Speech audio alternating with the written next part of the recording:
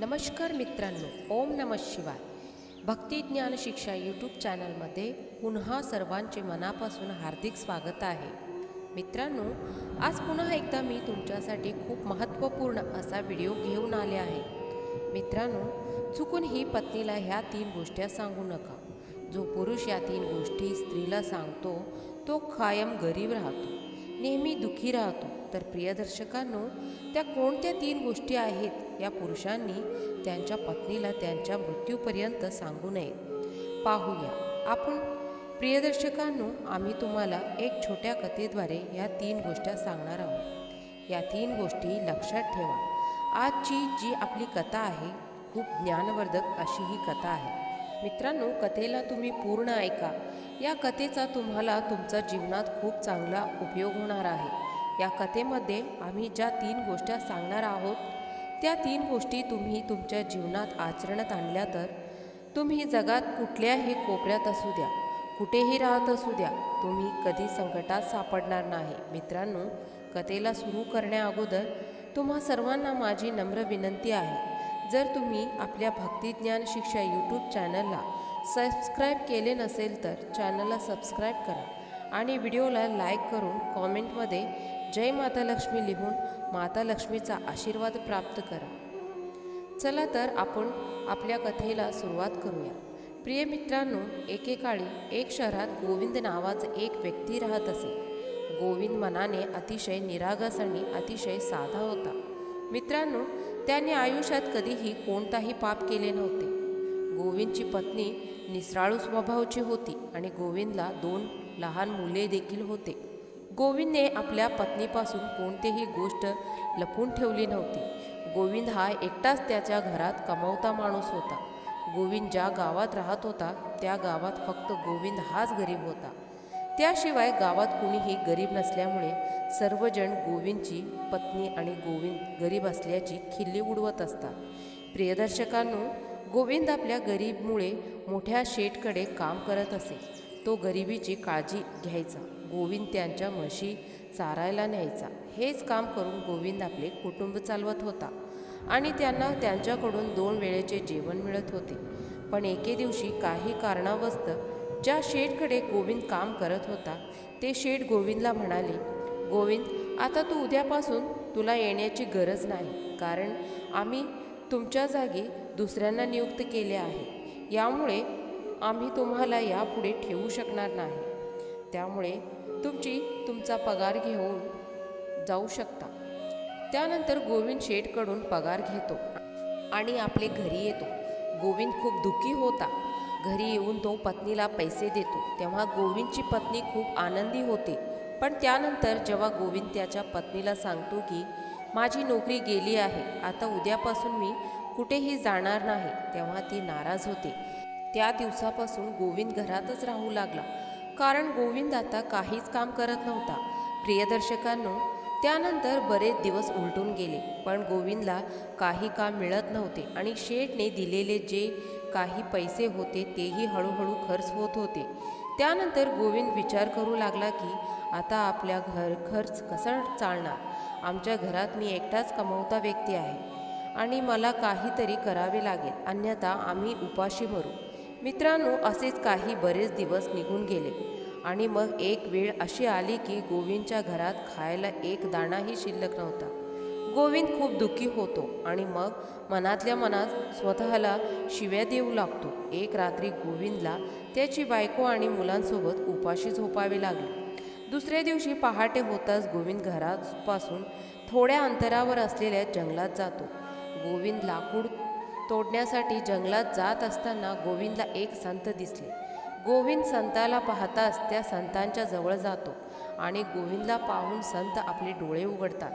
गोविंद त्या विद्वान संताला नमस्कार करतो आणि नमस्कार केल्यावर त्यांच्या पाया पडतो आणि म्हणतो, हे गुरुदेव, माझ्या घरात खायला अन्न पाणी नाही. माझी स्त्री आणि मुले उपासमारीने मरत आहेत.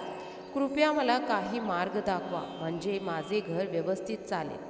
प्रियदर्शकांनो, अशी विनंती केल्यावर तो संत गोविंदकडे पाहतो आणि सांगतो की तू खूप सरळ आहेस.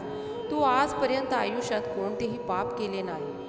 त्यांचा स्वभाव पाहून ऋषी गोविंदला म्हणतात की हे गोविंद, आज मी तुला एक अशा झाडाविषयी सांगणार आहे. जर तू त्या झाडाजवळ गेलास आणि त्या झाडाजवळ जे काही मागितलेस ते झाड तुला देईल.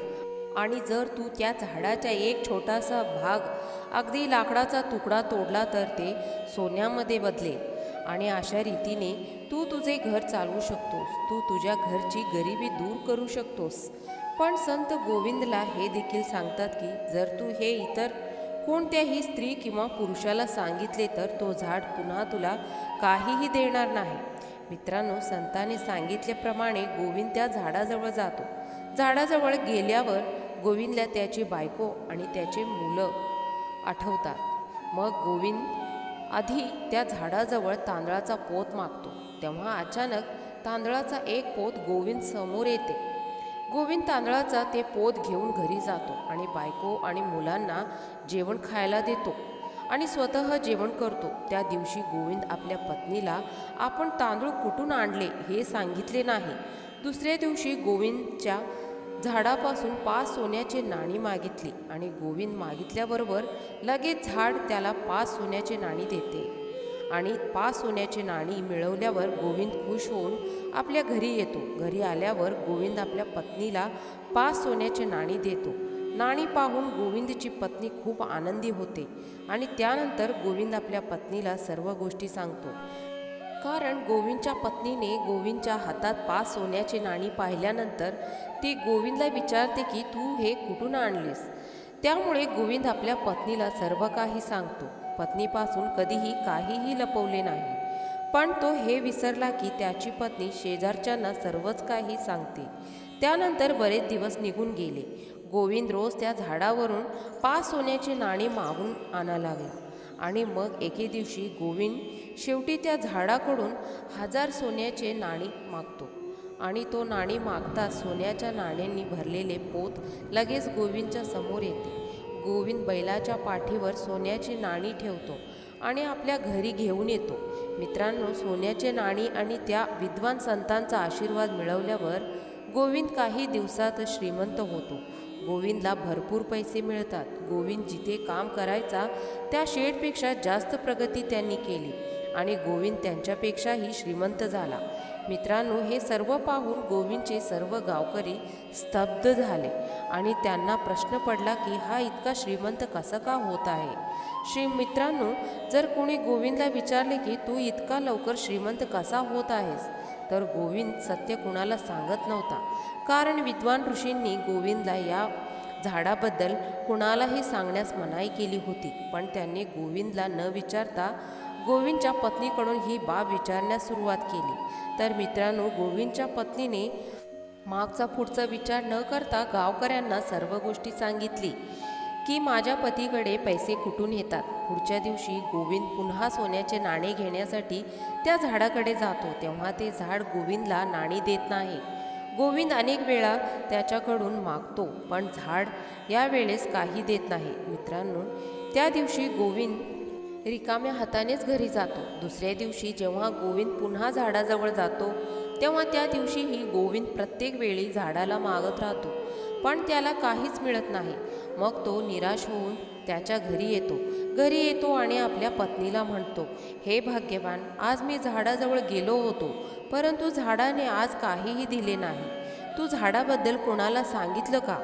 तेव्हा त्याची पत्नी गोविंदला सांगते की गावकऱ्यांनी मला विचारले की तुझ्याकडे एवढे पैसे कसे येतात. तेव्हा मी त्यांना सर्व हकीकत सांगितले. मित्रांनो, पत्नीकडून हे ऐकून गोविंदला समजले की हे खरे असो किंवा नसो, हे सर्व दुष्कृत्य केवळ त्याच्या पत्नीचेच आहे. त्यानंतर गोविंद आपल्या पत्नीला खूप बरे वाईट बोलतो आणि मग तसेच बरेच महिने निघून जातात. गोविंद जवळ असलेले पैसे हळूहळू खर्च होतो आणि काही महिन्यातच गोविंद गरीब बनू लागतो. त्याची परिस्थिती पुन्हा तशीच होते जशी पूर्वी होती. त्याच घरात खाण्यासाठी अन्न उरत नाही.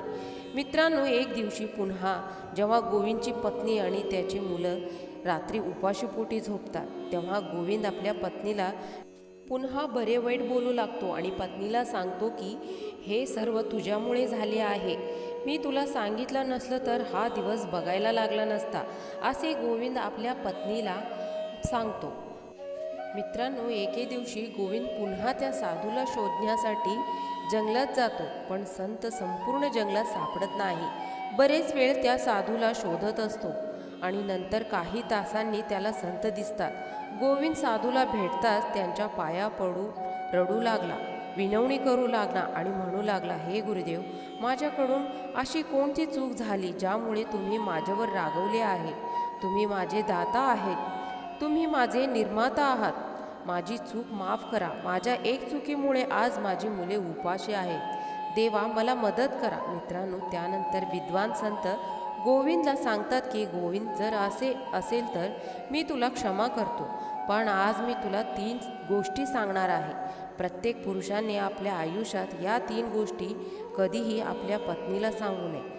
जो मनुष्य या गोष्टी त्याच्या पत्नीला सांगतो तो मनुष्य जीवनात सदैव दुःखी राहतो, जीवनात सदैव गरीब राहतो. मित्रांनो, त्यानंतर विद्वान संत म्हणतात की गोविंद, आजपासूनच या 3 गोष्टीची अंमलबजावणी केली तर चांगले दिवस पुन्हा येतील. तुला पूर्वी जेवढे पैसे मिळाले होते तेवढे पैसे मिळू लागतील.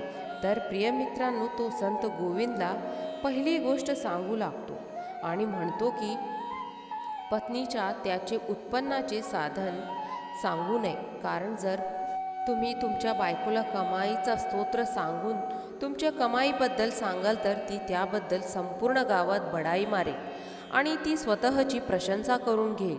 ती लोकांना कमवायची स्तोत्र सांगेल आणि त्यात नुकसान तुमचंच होईल. मित्रांनो, दुसरे म्हणजे कोणतेही पुरुष आपली कमजोरी आपल्या पत्नीला सांगू नये, कारण तो पुरुष आपली कमजोरी आपल्या पत्नीला सांगतो तो स्वतःच फसतो. कारण जर तुम्ही तुमची कमजोरी तुमच्या पत्नीला सांगाल तर ती तुमच्या कमजोरीमध्ये तुम्हाला पकडेल आणि तुम्हाला तेच काम करायला लावेल आणि प्रत्येक वेळा तुम्हाला दाबायला सुरुवात करेल. आणि जर तुम्ही तुमची कमजोरी तुमच्या पत्नीला सांगितली तर तुम्हाला तुमच्या आयुष्यात नेहमीच पश्चाताप होईल. त्यामुळे कोणत्याही पुरुषांनी आपल्या पत्नीला त्याची कमजोरी सांगू नये.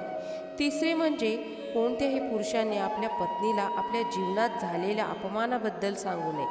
जर एखाद्या पुरुषाने आपल्या पत्नीला आपल्या त्या अपमानाबद्दल सांगितले तर ती प्रत्येक लहान भांडणात ते उद्भव करून तुम्हाला त्रास देईल. म्हणून जर तुम्ही तुमच्या पत्नीला तुमच्या अपमानाबद्दल सांगितले तर त्यामुळे तुमच्या प्रतिष्ठेत 100% नुकसान होईल. तर मित्रांनो, पुरुषांनी या 3 गोष्टी कधीही आपल्या पत्नीला सांगू नयेत. अशा पद्धतीने विद्वान साधू गोविंदला या 3 गोष्टी सांगतात. गोविंदला सांगितलेल्या 3 गोष्टी लक्षात घेऊन आणि मग त्याच्या घरी जाऊन या 3 गोष्टींची अंमलबजावणी सुरू करतो. त्यानंतर लवकरच गोविंदचे चांगले दिवस परत येऊ लागतात. तो पुन्हा प्रगती करतो.